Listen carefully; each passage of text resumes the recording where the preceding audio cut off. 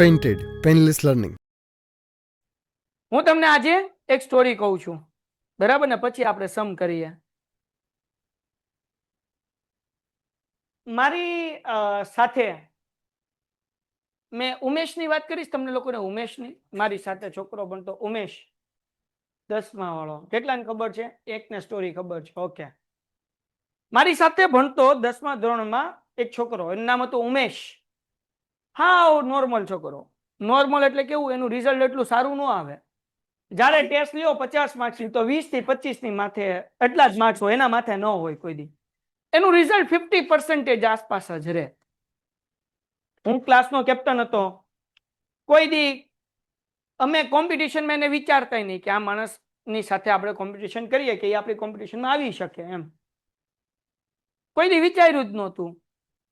એ ઉમેશ કે જે ફર્સ્ટ એક્ઝામમાં સાયન્સ અને એસએસમાં ફેલ પણ થયો હતો. ધોરણ 10 ની વાત કરું છું. વિજ્ઞાન અને સમાજની અંદર ઇંગ્લિશ એનું સાવ વીક. ગામડાનો છોકરો, જાધરા ગામ, અમારા મહુવાથી 8 કિલોમીટર દૂર. ત્યાં જાધરા છે, જાધરા ગામથી ટ્યુશન એટલે સોરી સ્કૂલ આવતો વિદ્યાવિહારમાં અમે ભણતા ત્યારે. હવે બોર્ડની રિઝલ્ટ આવ્યું તો આપણે બધા ફ્રેન્ડ્સને પૂછતા હોય ને કે સ્કૂલમાં કોણ ફર્સ્ટ આવ્યું, સ્કૂલમાં કોણ સેકન્ડ આવ્યું. તેમ જોયું તો ટોપ 5 માં ઉમેશ હતો, 5મા નંબરે, આઉટ ઓફ ધી બોક્સ. અમે તો કલ્પના નહોતી કરી કે ઉમેશનો સ્કૂલમાં 5મો રેન્ક આવી શકે એમ. એની કરતા ઘણા બધા હોશિયાર છોકરાઓ હતા. એક બીજી બેન પણ હતી અમારા ક્લાસમાં, રેન્કર છોકરી. તો એમનું અમને એમ કે ઈ તો બોસ 95 ઉપરના ટોપ 3 તો હશે ને હશે જ તે. એના હતા ખાલી 58%. કેટલા ટકા હતા ખાલી?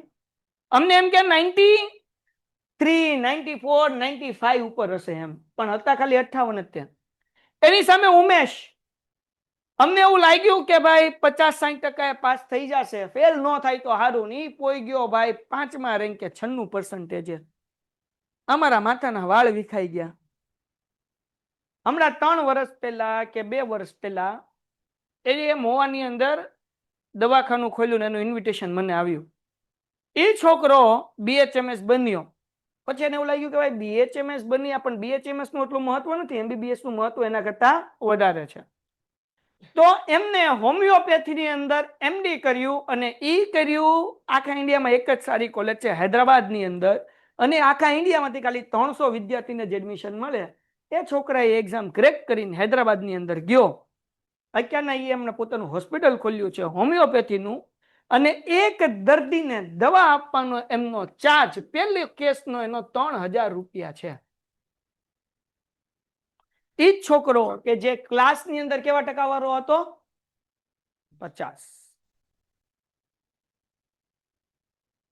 અને લાઈફમાં જે ક્યાં છે, જ્યારે અમે ભણતા હતા ત્યારે અમે કલ્પના નહોતી કરી કે આ અહીંયા પોગી શકે એમ. એટલે આ હું તમને એ સ્ટોરી કહું કે જે મારી સાથે થયેલી છે, મારા ક્લાસમેટ હતા. બીજું એક એક્ઝામ્પલ આપું, હે ને, એક બેન હતા.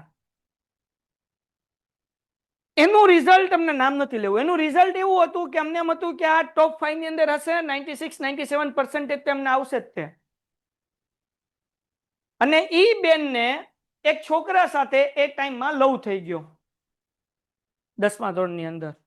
ફર્સ્ટ ટર્મમાં હારા 90% પ્લસ રિઝલ્ટ હતું. પછી બેનના બંક વધી ગયા. એટલે સાહેબ ન ખબર હોય, પણ આપણા સ્ટુડન્ટ્સને તો બધી ખબર જ હોય લગભગ એમ. આપણા સુધી તો વાત પોગી જ જાય કે આ બેન અહીં આટા મારે છે એમ. એને ઘરે ખબર હોય ન ખબર હોય, આપણને તો ક્લાસમેટને તો ખબર હોય એમ. પણ એ અમારો સ્કૂલનો છોકરો હતો, બહારનો છોકરો હતો, હે ને. અને ઈ બેન 10th સ્ટાન્ડર્ડ ની અંદર 48% પાસ થયા. 11th કર્યું, 12th કર્યું. એના પપ્પાએ ગર્લ્સની સ્કૂલમાં નાખી દીધી, ગર્લ્સ બોયઝની સ્કૂલમાંથી ઉઠાડી લીધી. 11માં તો એનું ભણાવવાનું જ બંધ કરી દીધું, કારણ કે આ કાંડ હોય એટલે ઘરે ખબર પડે ને પડે જ તે. એ કઈ બાકી ન રહે કાંડ. અને બહુ ખરાબ નામ ચિરાણું. અંતે પછી જે છોકરો હતો એની હારે જ તેને કરવું પડે એમ હતું. ફેમિલી વાળા એગ્રી છે અને કર્યું. અને કર્યા પછી અત્યારે ઘર ચલાવવા માટે એ ભાઈ એક જગ્યાએ જોબ કરે છે અને આ બેન પ્રી સ્કૂલની અંદર બચ્ચાઓને, અમદાવાદમાં પ્રી સ્કૂલ છે એની અંદર એ ભણાવે છે. એવી બ્રિલિયન્ટ, અને એની જ બેન પણ એક સિક્કાની બે બાજુ, એનું નામ નહીં બોલું ને કરતો પછી કદાચ કોકા કટ કરીને લાઈવ છે એટલે, ઈ બેન એની હારવાર એક સિક્કાની બે બાજુ કહેવાય. ઈ બેન સુરતની મોટી આઈટી કંપની અંદર અત્યારે કામ કરે છે અને એનું 30 લાખ રૂપિયાનું પેકેજ છે. એની જ સાથે એની જ બેનપણી, એની જ સિક્કાની બીજી બાજુ, એ બે હોય તો હારે જ હોય, ન હોય તો એકેય ન હોય. ઈ બેનપણી કેટલા લાખનું પેકેજ છે? 30 લાખનું. અને આ બેન 8,000 રૂપિયાની અંદર પોતે પ્રી સ્કૂલની અંદર છોકરાઓને સાચવે છે. બેયનું કેલિબર હરખું અને બે હરખા હોશિયાર. પણ એક પોગી 30 લાખના પેકેજે, એક કમાય છે 8,000 રૂપિયા. એટલે તમારી જે આ લાઈફ છે, જેમાં ઉંમર તમારી એક એના 16 વર્ષથી 18 વર્ષની વચ્ચે હોય, આ એજની અંદર તમારા લોકોનો એટ્રેક્શનનો પોઈન્ટ જે છે ને પીક ઉપર હોય. એટ્રેક્શનનો પોઈન્ટ કેવો હોય? પીક ઉપર. એટ્રેક્શન ભાઈઓને હોય ને બહેનોને હોય, બેયને હોય, બે પક્ષ તરફથી હોય. ભાઈઓને કોઈ સારી છોકરી દેખાઈ જાય તો એટ્રેક્શન થઈ જાય, અને સમટાઈમ બહેનોને અગર સારો છોકરો દેખાઈ જાય તો ઈ એટ્રેક્શન થઈ જાય. અને જ્યારે 2-4 વખત નજર મળે એટલે તરત છોકરો હોય તો એ નામ જાણવાની ટ્રાય કરે, ઇન્સ્ટાગ્રામ, સ્નેપચેટ એમાં વીખવાની ટ્રાય કરે, એને મેસેજ કરે, ત્યાંથી કામ શરૂ થાય વાતુનો. બહુ ઈઝી છે આ સમયમાં. તો એક જમાનો હતો કે જ્યારે આપણા બાપાઓ ભણતા ત્યારે એ લોકો કરતા હતા, પણ ક્યારેય ચીઠીઓ નાખતા એમ કાગળમાં લખીને, એ કઈ સીધા ન રહેતા. એટલે આ કઈ નવું છે નહીં, કઈ ખાલી માધ્યમ બદલાણું છે, વહીવટ તો ઈ જ છે. પેલાના જમાનામાં ચીઠીઓના પ્રકાર આવતા કે ભાઈ જો અમારો જમાનો SMS વાળો હતો, તમારો જમાનો ચેટ વાળો છે, અને મારી એક પેઢી પાછળ વ્યા જાવ તો કાગળિયાનો જમાનો હતો, ચીઠીઓનો જમાનો હતો કે ચીઠીઓમાં લખીને જો આવા પ્રકારનો ડૂચો વાળ્યો હોય તો આને ઉપાડવાનો, આવો ડૂચો વાળ્યો હોય તો આને ઉપર. ડીચા ઉપરથી ખબર પડે કે આ ડૂચો કોનો છે એમ. બોલો, એટલે આ તમે એવું સમજતા હોય કે પેલા આવું નહોતું, તો એવું કઈ હતું નહીં. જોકે તમારા બાપાઓ તમને શેર ન કરે, પણ બધાય પોતાના સમયમાં કાનુડા જ રહી ચૂક્યા છે, અને બધાએ ગોપીઓ ગોતેલી છે. સમજાણું કે નહીં? હમણાં તો પછી નવરાત્રી આવે છે. હા હા, હાલો ઠીક છે, આપણે વાતને આગળ વધારીએ ને. તો એટ્રેક્શન નો પોઈન્ટ જે છે, અહીંયા ધ્યાન, એટ્રેક્શન નો પોઈન્ટ જે છે એ પીક ઉપર હોય. તો આ સમયે આપણે કેટલીક ભૂલ કરી બેઠીએ. વાત કરીએ, આપણને એવું લાગે કે આપણા મન મળે છે, એટલે પછી આપણે તો આગળનું વિચારીએ કે 3 વર્ષ પછી કે 4 વર્ષ પછી આમ કરશું ને તેમ કરશું. મોટા ભાગે 90% કેસની અંદર કે 99% કેસની અંદર, 90% થી 95% કેસની અંદર જે બેનો હોય કે નહીં, એના ઘરે 1 મહિનાથી લઈને 2 મહિનાના સમયગાળા સુધીમાં ખબર પડી જાય કે બેન ઊંચા નીચા થાય છે, એનું કારણ કંઈક છે, અને તમે પકડાઈ જાઓ.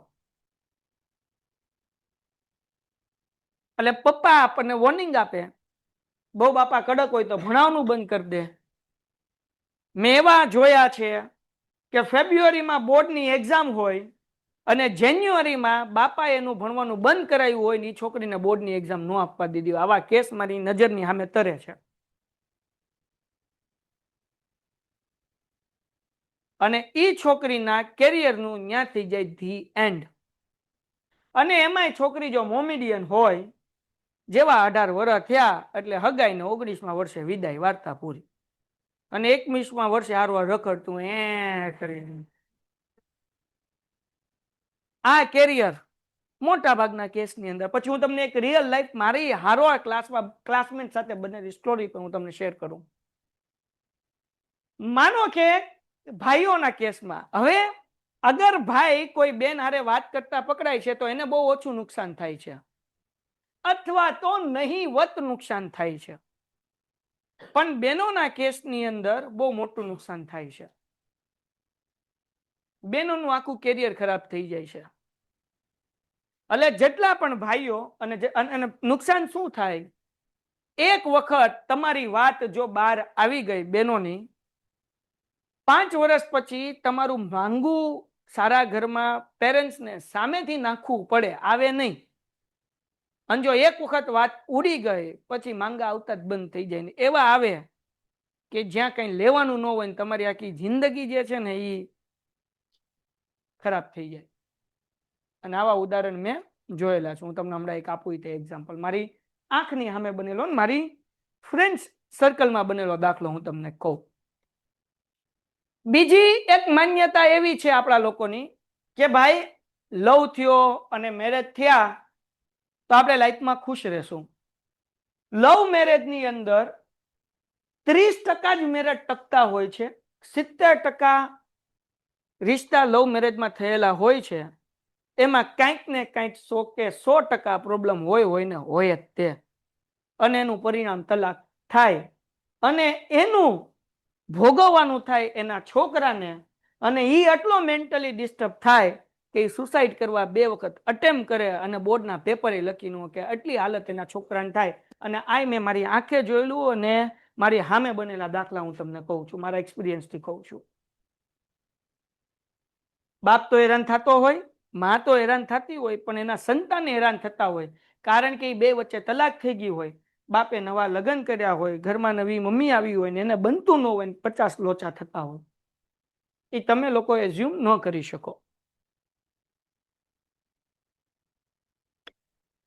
ઘણી બધી વસ્તુ, દાખલા તરીકે તમે નાના હતા ત્યારે તમને ચોકલેટ બહુ ભાવતી, તમારા માટે ચોકલેટનું મહત્વ બહુ હતું.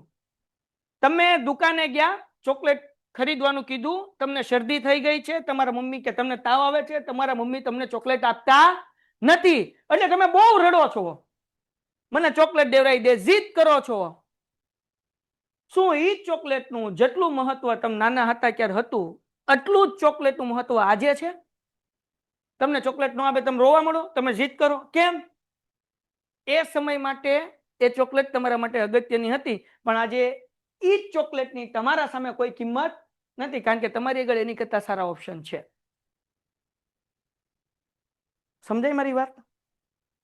હું કહેવા હું માંગુ છું? અત્યારે કોઈ એક વ્યક્તિનું તમારા જીવનમાં કદાચ મહત્વ છે કારણ કે તમારી સામે ઈ જ ઓપ્શન છે, પણ તમે તમારું કેરિયર બિલ્ડઅપ કરી નાખ્યું, તમે તમારી લાઈફ બનાવી નાખી, તમે નેક્સ્ટ લેવલે પહોંચી ગયા, તો તમારી સામે 50 એવા ઓપ્શન ખુલશે કે જેની કલ્પના તમે કરી નહીં હોય,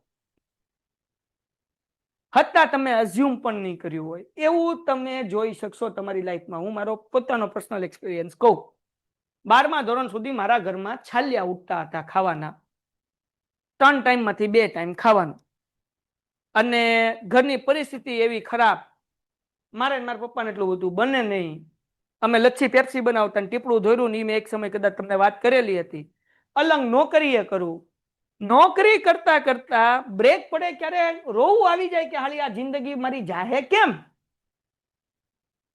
4500, 6000, 6500 કાટા માસ્ટર માંથી મને મુકાદમ બનાવ્યો, શીપ ઉપર ગયો ને એ બધું કર્યું તો એ મારો છેલ્લે પગાર 8 મહિનામાં પોગ્યો હતો, 18,000 રૂપિયા સુધી પોગ્યો હતો. રહ્યો તો 4,500માં, પણ મારું કામ એટલું જોરદાર હતું કે 8 મહિનામાં મારો પગાર, મારા શેઠે ક્યાં લગી પગાર દીધો હતો? 18,000.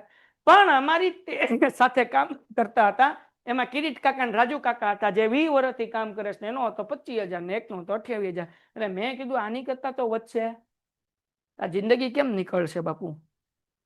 ઈ ટાઈમમાં હું હતો એફવાયમાં જ્યારે અલંગ નોકરી કરતો હતો, મેં નોકરી મૂકી એનું કારણ તમને કહું. મારા ફેમિલી વાળા મને એમ કહેતા હતા કે મલકાપુર ક્યારે જાવું? હું કહેતા અમારી કોમ્યુનિટીઝમાં જેના કોઈના ક્યાંય લગ્ન ન થાય ને એના મલકાપુર લગ્ન થાય. તમારે 50,000 લઈને જવાના, ત્યાં એજન્ટ હોય, અહીંયાથી અહીંયા જ હોય, એ તમને ત્યાં 4-5 ફેમિલી યારે મળાવે, તમને એમાંથી જે છોકરી સારી લાગતી હોય એ કહેવાનું, 50,000 લાખ રૂપિયા દહેજ આપો, બીજા દિવસે લગ્ન થાય અને હારવાર લઈને વી આવવાનું. કાંઈ લાંબી માથાકૂટ નહીં. પણ એ બધા હોય એ કેવા હોય? સાવ ગામડિયા કે એ ટાઈપના ટૂંકમાં હોય એમ. હિન્દી બોલતા હોય, એટલે એજ્યુકેટેડ લોકો હોય, બહુ ગરીબ લોકો હોય કે જેની પરિસ્થિતિ બહુ ખરાબ હોય. મારા ફેમિલી વાળા એમ કહેતા કે મલકાપુર ક્યારે જાવું? એટલે આપણે નક્કી કર્યું હતું કે આપણે કરવું તો આપણી કોમ્યુનિટીમાં જ કરવું, હારા ઘરમાં. આવી કાંઈ આવું થોડું હોય.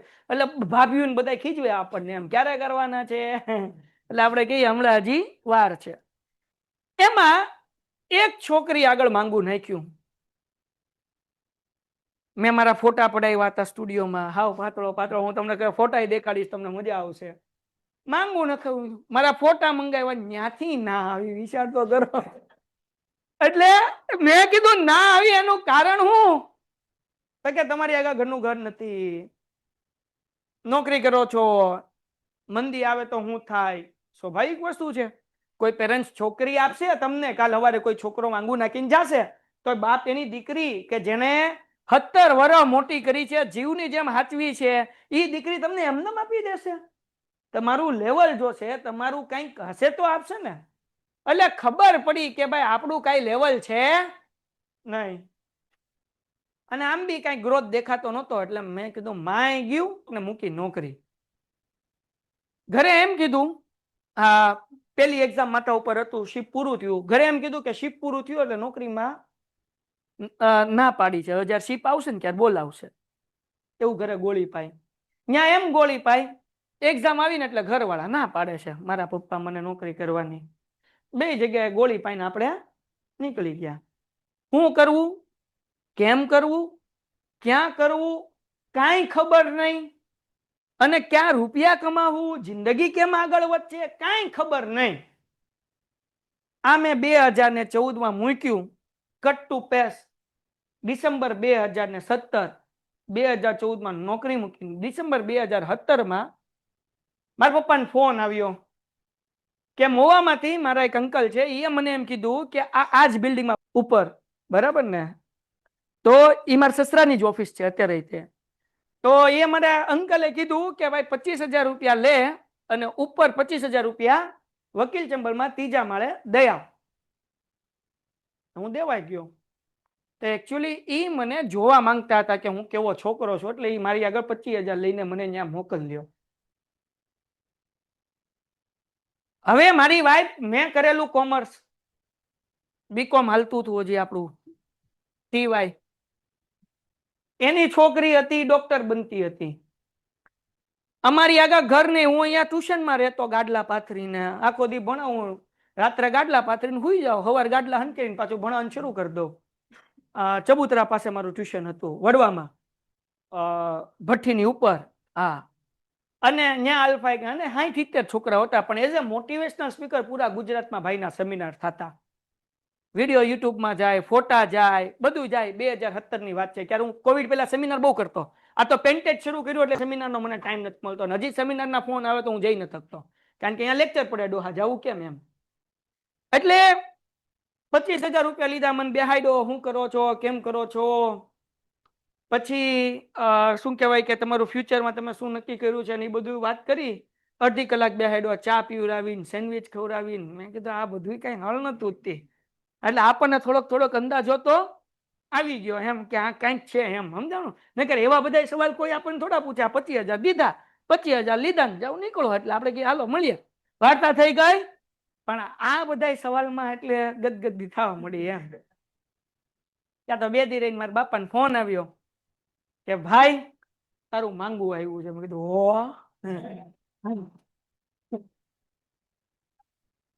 માંગુ કેમ આવ્યું? તો કે ભાઈ આલ્ફા એકેડમી હાલવા મળ્યું હતું, વડવામાં નામ થઈ ગયું હતું આલ્ફા એકેડમીનું. સેમિનાર મારા થતા હતા. અમારી જમાતની અંદર અબ્બાસ મેઘાણી કંઈક કહેવાતું હતું, ને અત્યારે કંઈક કહેવાય છે કે અમારા જમાતનો કોઈ પણ મોટો માણસ હોય એને એની હારે આપણે ઊભું રહેવું હોય કે એ મારી હારે ઊભા હોય તો કંઈ અનસિક્યુરિટી જેવું કે અનમેચ જેવું કંઈ લાગે નહીં. અને કોઈ પણ આપણે ફોન કરીને બોલાવી શકીએ, અને કોઈ પણ આપણને ફોન કરીને કંઈ કામ હોપીએ કે ઘર જેવા બધા સાથે રિલેશન, એ આપણે કંઈક આપણી કોમ્યુનિટીમાં આપણું નામ પહોંચ્યું. સેમિનાર થવા મળ્યા, છોકરા વાવા મળ્યા, અને એ બધી વસ્તુ થતી ગઈ. એટલે સામેથી માંગવું આવ્યું, અને એ હતી ડોક્ટર. હવે સામેથી માંગવું આવ્યું પછી મુકાય. એટલે આપણે ડિમાન્ડ કરી કે જો ભાઈ, કારણ કે હું મારું કેરિયર મને દેખાતું હતું સામે કે ભાઈ હવે તો હું મોટિવેશનલ સ્પીકર છું, ભાવનગરમાં નામ છે, તો હવે થોડું કઈ આમ હા પાડી દઈએ. એટલે મેં એમ કીધું કે ભાઈ આપણે હિમાલયા મોલ છે, ત્યાં બ્લુઅર્સ કોફી કાફે છે. મેં મારા બાપાને કીધું કે અમને એમ કહો કે સન્ડે કાફેની અંદર અમને મૂકી જાય, 3 વાગે અમે બેઠીએ, વાત કરીએ, જો અમને એકબીજાને ગમે મજા આવે તો હું તમને આગળ વાત કરીશ. ભાવ ખાવો પૂરો ખાવો. એ એગ્રી થયા કે સાચી વાત છે, બેયના મન તો મળવા જોઈએ, કારણ કે એને એની દીકરીની ચિંતા હતી કે આ છે ડોક્ટર, ઓલો છે બીકોમ કરેલો, બીકોમ કરે છે, તો આ બેન ભેગું થાય કે નહીં થાય એમ. એટલે એના બાપા વિચારતા હતા એ લાઈવ છે, કઈ વાંધો નથી, કાંઈ હા હા હે ને. પછી એમ બેઠા તો 3 વાગ્યાના અમે બેઠા હતા, અડધી કલાકની મીટિંગની પરમિશન હતી, પણ એ વાગી ગયા 6:30 એમ. પછી અમે બે લીધું. ક્યારે ઇન્સ્ટાગ્રામ નો જમાનો હતો, ક્યારે ફેસબુક નો જમાનો હતો, ત્યારે ફેસબુક વધારે અમે યુઝ કરતા એમ. એટલે આઈડી એક્સચેન્જ કરી. પછી શું કરવું, તો હવે અહીંયા એક પ્રશ્ન હતો ખાલી. મારી કરતા મારા વાઈફની 3 ઇંચ હાઈટ મોટી. હું ઉભા, અંબે બાજુ ઉભા હોય તો હું એને કાને પોગું. બરાબર ને? તમે જોજો ક્યારેક માર્ક કરજો, તમને ખબર હશે. અગર હું મારી વાઈફ બાજુ ઉભા રહી ને તો ફોટો પડાવ, હું આમ ઉભો રહું કે પગ થોડા દેખાય મારા. અને મારી વાઈફ આવ્યો ને ત્યારે મેં મારા અલગ સ્પોર્ટ શૂઝ લીધેલા છે કે જેની હીલ થોડીક મોટી છે, તો આમ હાઈટ થોડીક આમ મળી જાય. એટલે આ સક્સેસફુલ વ્યક્તિની નિશાની છે. સચિન તેંડુલકરની હાઈટ નાની છે, એની વાઈફની મોટી છે. આવું જોજો, સક્સેસફુલ વ્યક્તિ સાથે હોય એટલે હું સક્સેસફુલ છું, તમે એમ વિચાર. સમજાણું? એટલે હવે આ એક વિચાર હતો કે ફોટામાં કેવા દેખાશું. અમને બેયને તો બધું મેચ થઈ ગયું. મેં મારા બધા કાંડે કહી દીધા હતા કે ભાઈ જો હું આ છું, પણ હવે ડાયો થઈ જાય છે એમ. બરાબર ને? સમજી ગયા ને તમે? હાલો. તો એ કીધું કાંઈ વાંધો નહીં. પછી અમે ચેટ કરી, અમને પરમિશન હતી ઘરેથી, એના પેરેન્ટ્સ હતી, મારા પેરેન્ટ્સ હતી, ચેટ કરી. અને લાસ્ટ ગુરુવાર અમારા આગળ હતો. સોમ, મંગળ, બુધ અને ગુરુ 4 દિવસમાં મારે નક્કી કરીને કહેવાનું હતું. અને અમે એવું નક્કી કર્યું હતું, હા પાડશું તો 2 હા પાડશું, ના પાડશું તો 2 ના પાડશું. એટલે એ 2 આપણે 2 નક્કી કરવાનું એમ, અમારા ડિસિઝન. સો પછી હું આ મૂંઝવણમાં હતો એક જ કે હાઈટ નું એમ. એટલે મેં મારા ફ્રેન્ડ સાથે વાત કરી, મારા ભાઈ સાથે વાત કરી, અને બધાનું એવું કેવું હતું કે મન મળતા હોય તો હાઈટ નો કઈ વાંધો નથી. મેં કીધું ઓકે ચલો. એટલે મેં પાડી હા, અને એ પાડી હા. અને શનિવારે 17 ડિસેમ્બર 2017 માં અમારી થઈ હગાઈ. બરાબર? હા હા. એટલે મીઠા મોઢા થયા. 22 ડિસેમ્બરે નાનો એવો પ્રોગ્રામ થયો, એન્ડ ત્યાંથી અમારી જર્ની શરૂ થઈ. Cut to sorry back forward કરીએ મારી લાઈફને. નોકરી કરતો હતો, વેલ્યુ નહોતી. એક બીજી વસ્તુ કહી દઉં, જ્યારે મારી હગાઈ થઈ ત્યારે મારા કરતા મારા સસરાનું ફેમિલી 50 ગણું સારું. અમારી આગળ ઘરનું ઘર નહીં, મારા બાપા આગળ કઈ મિલકત નહીં. ભાવનગરમાં હું રહેતો તો એ ટ્યુશન ક્લાસીસમાં લેતો હતો, અને ભાવનગરમાં મારું ઘર નહીં.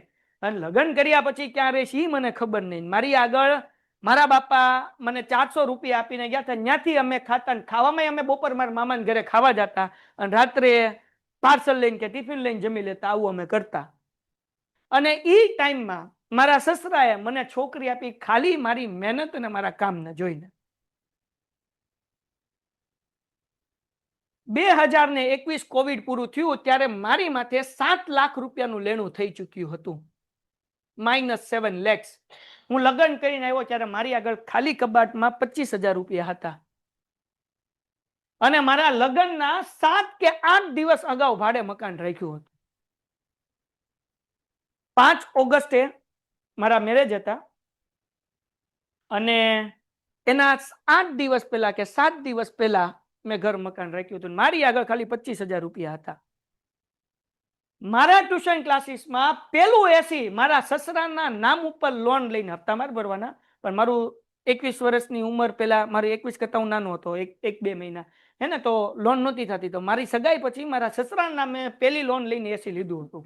એ લોન લેવાના તે સિબિલના કે એના ધડા નહોતા. અને આજે ઉપરવાળાના શુકરથી હું કોવિડ પછી -7 લાખમાં હતો. અત્યારે પ્લસમાં છું. 2 BHK મકાન છે, બુલેટ છે, અલ્ટ્રા S24 આપણો શોખનો મોબાઈલ છે. અને આપણી આગળ એટલા રૂપિયા છે કે 1 વર્ષ અગર હું કાંઈ કામ ન કરું તોય મારા બધા ખર્ચા નીકળી શકે એટલું મારી આગળ ત્યાંના બેકઅપ છે. 1 વર્ષ સુધી વાંધો ન આવે, કાંઈ ન કરું તોય. સામે હેલ્થ ઇન્સ્યોરન્સ છે, મેડિક્લેમ છે, પછી ટર્મ ઇન્સ્યોરન્સ છે. કદાચ હું ગુજરી ગયો તો મારા ફેમિલીને 50 લાખ 70 લાખ રૂપિયા મરી જાય, ત્યાં લગી વાંધો ન આવે. અગર મને એડમિટ કર્યો તો 15 લાખનો ખર્ચો થાય, ત્યાં લગી ખીચાને દેવા ન પડે, ત્યાં લગી હું પોઈ ગયો. આ આટલું બન્યું એનું કારણ શું? મેં મારી આઈડેન્ટિટી બનાવી, મેં મહેનત કરી, મેં આગળ વધવા માટે સતત પ્રયત્ન કર્યા. મેં સવારે 5 વાગ્યાથી લઈને રાત્રે 12 વાગ્યા સુધી નોન સ્ટોપ કામ કરેલું છે અને જાગ્યો સવાર 4 વાગે. મેં પેન્ટેડની યુટ્યુબ ચેનલને 1,53,000 સબસ્ક્રાઈબર પોઈ ગયા. જ્યારે અમે 2023માં આ ચેનલ શરૂ કરી હતી ત્યારે હું સવારે દાળ પૂરી 4 વાગે ખાવા જાઉં, 4:30 વાગ્યાથી શૂટિંગ કરતો હતો, 7:30 લગી, પછી લેક્ચર લેવાના, પછી પાછું શૂટિંગ, પછી સાંજે પાછા લેક્ચર લેવાના. એવી રીતના મેં વિડીયો અપલોડ કરેલા છે, નોન સ્ટોપ કામ કરેલું છે. ત્યારે આજે અહીંયા ક્યાંક ક્યાંક પોઈ ગયા છીએ. બીજું એક્ઝામ્પલ આપું, બીજી એક સ્ટોરી. મારા ક્લાસમાં 2 જણા, એકનું નામ સમજવા માટે રાખીએ, 5 મિનિટનો ટાઈમ છે, 5 મિનિટનો સ્ટોરી કહી દઉં. અમે હતા FY ની અંદર. તો કોલેજમાં મોસ્ટ ઓફ છોકરાઓને છોકરીઓને શું હોય કે ભાઈ 12મા ધોરણ લગી થોડું કામ હોય, કોલેજમાં જાય એટલે કે બાપા ગર્લફ્રેન્ડ બોયફ્રેન્ડ કે જેથી લાઈફ બને, આમ તેમ. તો એમાં એક બોયઝ અને એક ગર્લ્સ, નામ નહીં આપું, રેકોર્ડિંગ શરૂ છે એટલા માટે, કારણ કે ઓલું થાય ને, એટલે હું નામ નહીં લઉં. એ 2 પર્સનને આવ્યા, એટ્રેક્શન થયું, મુલાકાત થઈ, છોકરો રેડી થઈને આવે, જક્કાસ. છોકરી તો કે મોટી વેપારીની છોકરી, સારું ફેમિલી, બહુ સારું ફેમિલી. એના પપ્પા એના સમાજમાં કંઈક કંઈક કહેવાય, એના સમાજનું નામ નહીં લઉં, બરાબર. બહુ સારા ફેમિલીની છોકરી, બહુ સારા ફેમિલીની છોકરી. છોકરો ટીપ ટોપ રેડી થઈને આવે, સ્પ્લેન્ડર લઈને આવે, ચશ્મા પહેરીને આવે, હેરસ્ટાઈલ જોરદાર હોય, કપડા હોય, એટલે એટ્રેક્શન થઈ ગયું. 1 વર્ષ હારવાર રહ્યા, કોલેજમાં ઘણા બધા બંક માર્યા, કેટલાક બંક અમે હારવાર માર્યા છે, આખા ગ્રુપે માર્યા હોય. અમારું આખું ફ્રેન્ડ સર્કલ હતું, એમાંય 2 મોજ કરે. આપણને હું મિયા બીબી રાજી, ક્યાં કરે રાજી, હાલવા દઈએ, આપણને શું વાંધો એમ. એટલે મેં હારવાર બંક માર્યા છે, એમાં કઈ એવું નથી. પણ આઉટ ઓફ ધી બોક્સ એવું થયું, SY હાલતું હતું ને આ 2 ભાગી ગયા. એટલે ઓલી કોલેજ થી નીકળી, આ કોલેજ થી નીકળો, 12:30 વાગે કોલેજ પૂરી થાય, 2:30 વાગ્યા લગી નો આ ઘરે નો આ ઘરે. એટલે છોકરાના બાપાને તો ચિંતા ન હોય, પણ છોકરીનો ફોન અમારી ગ્રુપમાં એક બેન હતી, માર્ગી કરીને, એની ઉપર ગયો કે ભાઈ આ બેન તારા ઘરે, મારી દીકરી તારા ઘરે છે? બોલે કે ના. અમારા ગ્રુપમાં એક બીજી બેન હતી નિશા, એના ઘરે ફોન ગયો, તારા ઘરે છે? બોલે કે ના, આજે કોલેજ જ નથી આવી.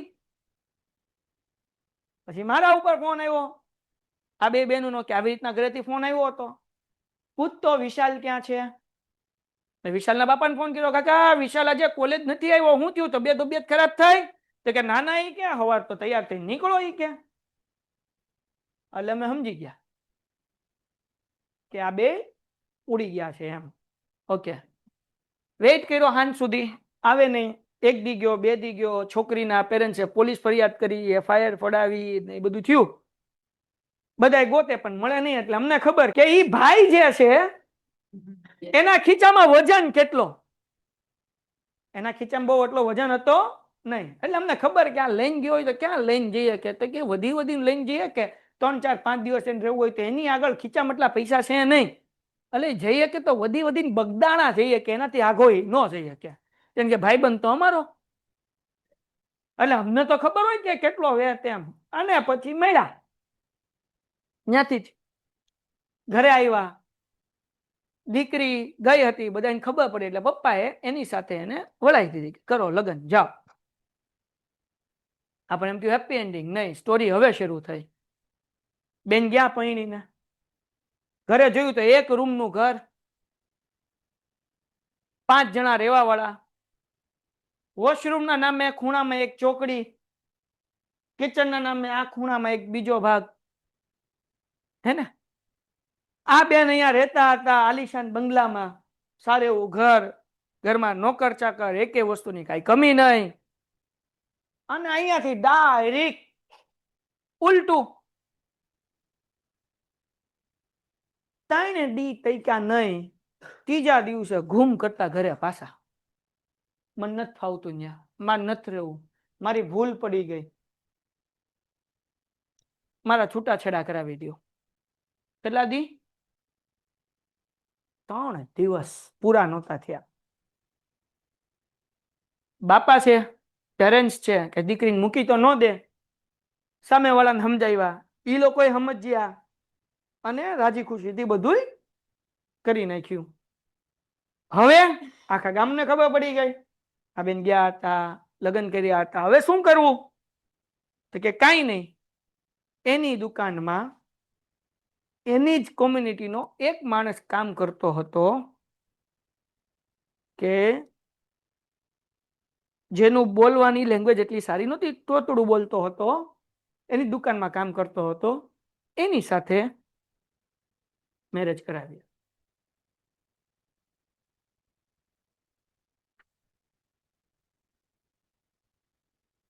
એની શોપમાં જે કામ કરતો હતો ને એની હારે એના મેરેજ કરાવ્યા. સમજાણું? લાઈફ એટલી ઈઝી નથી હોતી કે જેટલી તમારી કલ્પનામાં હોય છે. લાઈફ તમારી કલ્પના કરતા પણ વધારે અઘરી હોય છે.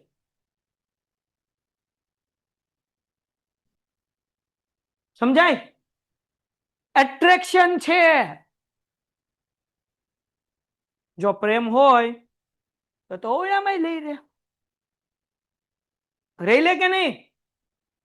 પ્રેમ નથી હોતો, એટ્રેક્શન હોય છે. શું હોય છે? એટ્રેક્શન. તમારી આગળ બે રસ્તા છે. એટ્રેક્શન અત્યારના હોવું બહુ સ્વાભાવિક વસ્તુ છે, બહુ નોર્મલ વસ્તુ છે, હોય જ, એમાં કોઈ શંકાને સ્થાન નથી. પણ ઉપરવાળાએ આપણને એક બીજી શક્તિ આપી છે, એને કહેવાય કંટ્રોલ. શું કહેવાય? આપણે આપણી લાગણી ઉપર, આપણી ભાવનાઓ ઉપર, આપણા એક્શન્સ ઉપર આપણે કંટ્રોલ કરવો જોઈએ. કારણ કે લાઈફ છે ને એ લસરપટ્ટી નથી કે આમ તમે લહરી જાઓ ઈઝીથી. લાઈફ છે ને એ ચકડોળ છે, ફર્યા જ કરે, ફર્યા જ કરે. આજે સારું, કાલ ખરાબ, કાલ એના કરતા ખરાબ, પરમદી સારું, એના કરતા બહુ સારું, પાછું ખરાબ, આમ ડાયરેક્ટ જાતું જ જાય, જાતું જ જાય, જાતું જ જાય. સો કઈ વસ્તુ તમારી સાથે રહેશે? તમારી ડિગ્રી, તમારું નોલેજ, તમારું ભણતર, તમારું નોલેજ. આ વસ્તુ એવી છે કે તમારું જ્ઞાન, તમારી કોઠાસૂટ, તમારી આવડત, તમારું કૌશલ્ય તમારી ખરાબ પરિસ્થિતિમાં તમને મદદ કરશે. કદાચ તમારો એકાદો સાચો ભાઈબંધ તમારી મદદ કરશે, અને 5 ભાઈબંધમાંથી એક જ સાચો હોય, 4 તો ટાટિયા ખેંચવા હાટું અથવા તો આપણી આગળ એવી વસ્તુ છે કે જે એને જોવે છે એટલે આપણી આ રહેતા હોય છે. આ હકીકત છે. તમારો એક જ એવો હોય ભાઈબંધ કે જે તમારો ભાઈબંધ હોય, પણ 4 તો એટલે હારે હોય કે તમારી પાસે કંઈક એવું છે કે જે એને જોવે છે અથવા તો એને મજા આવે છે, એટલે એ તમારી હારે છે. જ્યારે એ નહીં હોય ત્યારે એ નહીં હોય. સમજાણું કે નહીં? રાત્રે 12 વાગે ફોન કરવાનો, 1 વાગે ફોન કરવાનો, હાલ તો નીચે કામ છે, જો આવી જાય તો ભાઈબંધ, નો આવે તો કઈ નહીં, સમજી લેવાનું. ઓકે, એમ કે કામ છે, આવી જાતો, 2 મિનિટમાં પોઈ ગયો એ ભાઈ. એમ નો કે હું થયું, કેમ થયું, 5 સવાલ કરે એટલે સમજી જવાનું. ઓકે, 5,000 ઉછીના માંગી લ્યો 2 દિવસ માટે. કેટલા હજાર? હા. પછી એની યાર ભાઈબંધી રાખવાની હો, તોડવાની નહીં. ખબર પડી જાય કે આ તો લાલો લાભ જોવે છે, તો આપણે થોડું મુકાય. સમજાણું કે નહીં? ટૂંકમાં, ઇન શોર્ટ, તમારું નોલેજ, તમારી આવડત, તમારું કૌશલ્ય, તમારી કોઠાસૂઝ, તમારી ડિગ્રી, આ વસ્તુ તમને લાઈફમાં કામ આવશે. અન્ડરસ્ટુડ? એટ્રેક્શન હોવું સ્વાભાવિક છે, પણ કંટ્રોલ કરવું એ આપણા હાથની વાત છે. બરાબર. અને એક વસ્તુ બહેનોને અને ભાઈઓને ખાસ યાદ રાખવી, કોઈ એક વ્યક્તિ કોઈ એક પર્ટિક્યુલર ટાઈમ માટે જ તમારા માટે સર્વસ્વ હોય છે. આ સમજા હે ધીરે ધીરે લાઈફમાં. તમને એમ થાય આના વગર હું જીવી શકીશ, એના વગર જીવાઈ જાય, મૂંઝાવાનું બહુ સારું જીવા હે. ઈ નથી જ એટલે સારું જીવાય, ઈ હશે તો તમારી ઢેલ ટીપાઈ જાય બાપ. આપણે એમ વિચારવાનું, હે ફલાણો મળી જાય તો મારી જિંદગી સુધરી જાય, કોઈના મળવાથી સુધરે નહીં. આપણે આપણી જાતને મળી ગયા ને, બહુ બધું કામ થઈ ગયું ભાઈ. ડન થઈ ગયું, સમજાણું. બીજી વસ્તુ, ચાલુ ખાતું અને બિન ચાલુ ખાતું. અકાઉન્ટમાં આપણે શીખીએ કરંટ અકાઉન્ટ, કરંટ એસેટ અને non current asset. Current asset ને ગુજરાતીમાં કહેવાય ચાલુ મિલકત. ચાલુ મિલકત કોને કહેવાય? જે થોડા સમય માટે હોય. કાયમી મિલકત કોને કહેવાય? જે લાંબા સમય માટે હોય. તો જે ચાલુ હોય ને એ ચાલુ મિલકત કહેવાય, અને ચાલુ હોય એ કેવા સમય માટે રહે? એટલે જો કોઈ ચાલુ થાય તો સમજવાનું આ ચાલુ છે, કાયમી નથી. સમજલા? ટપ્પા પડતા હે ને? હા. એટલે આપણે જો કોઈ આરે ચાલુ થતા વિચારવાનું કે હું ચાલુ છું, પેલા તો પોતાની જાતને જ પૂછવાનું, કારણ કે આમ કરીએ ને તો તઈ આપણી તરફ આવે. બરાબર ને? જો આપણે એમ કે હા, તો સમજવાનું કે આપણું કેરેક્ટર થોડુંક સુધારવાની જરૂર છે. બરાબર છે? ડન છે. છેલ્લી વસ્તુ, તમારી હાઈટ નાની છે, બવણી ઉપર છે, એમાં છે ચોકલેટ. ચોકલેટ ગમે છે, બવણી કાચની છે, હાઈટ તમારી કેવી છે? નાની. તમે જીદ કરો કે મને આ ચોકલેટ જોવે, મને આ ચોકલેટ જોવે, મને આ ચોકલેટ જોવે, એના માટે ટ્રાય કરો, ઠેકડા મારો, ઠેકડા મારો, ઠેકડા મારો. અને એક સમયે ઠેકડા મારતા મારતા એવું થાય કે બહેની તો હાથમાં આવવાનું છે નહીં, એટલે શું થાય? પડે. કાચની બહેની છે, પડે એટલે ફાટે, આખી આખી તૂટી જાય, મોટો ધડાકો થાય, અવાજ આવે, અને શક્ય છે કાચ વાગે ખરો. ચોકલેટ તો વાત આઘી રહી. આવું જ છે લાઈફમાં. તમને એમ થાય કે ફલાણી વ્યક્તિ આપણને મળી જાય, મળી જાય, મળી જાય, મળી જાય, પણ એને તમે પામવાની કોશિશ કરો. તમે કંઈક એવી એક્ટિવિટી કરો કે એના કારણે સમાજમાં ધડાકો થાય, તમારું નામ બહાર પડે, તમારું કેરેક્ટર જે છે સોસાયટીના દ્રષ્ટિકોણથી નીચું થઈ જાય, અને ઈ આપણા જીવનને લાગે, અને પછી સારી જગ્યાએ જ્યાં આપણે થવાનું હોય ત્યાં થાય પણ નહીં. ચોકલેટની વાત તો આગી રહી. એટલે એવા ખેલ કરવાનું નહીં. કોઈ એવું પગલું નહીં ભરવાનું કે જેનાથી આપણા ફેમિલીને દુઃખ થાય. બીજો ઓપ્શન, ચોકલેટ તમારે જોવે છે, રાહ જોવો, હાઈટ મોટી થવા દો. હાઈટ મોટી થાય એટલે બહેણી તમે લઈ શકશો, ઢાંકણું ખોલશો, તમને અંદર દેખાશે ઘણી બધી ચોકલેટ છે, પછી તમને મનપસંદ હોય એ ચોકલેટ તમે એમાંથી સિલેક્ટ કરીને શું કરી શકશો? કાઢી શકશો. તમારી લાયકાત વધારો, તમારી આઈડેન્ટિટી વધારો, સમાજમાં તમારું નામ વધારો. પછી તમારી આગળ એટલા ઓપ્શન હશે, પછી તમને જે મજા આવતી હશે ને એના કરતા તમને આમ જે ધારશો ને એ તમને મળી જશે. સમજાય છે? પછી આપણને જયારે આમ બહેણી હાથમાં આવશે ને ત્યારે ખબર પડશે મને તો આ એક જ ચોકલેટ ગમતી હતી, આની કરતા હારી અંદર ઘણી બધી ચોકલેટ છે. એ સમય રહેતા આ વાત ભાઈઓને લાગુ પડે અને બહેનોને લાગુ પડે. મારા ખ્યાલથી તમે ચોકલેટના એક્ઝામ્પલથી સમજી ગયા હશો. I hope so. Thank you very much. આજનો લેક્ચર આપણો અહીંયા પૂરો. Painted, Painless Learning.